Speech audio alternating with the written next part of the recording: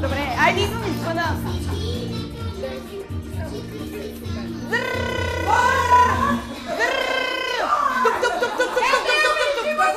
Какво правите тук?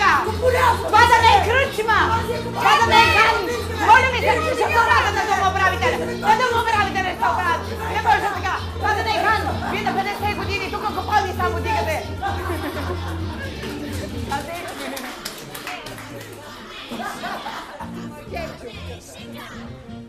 Добре, стигнахме малко вътре. Благодаря, колеги. Благодаря ти, Катя, чудесно партнираш.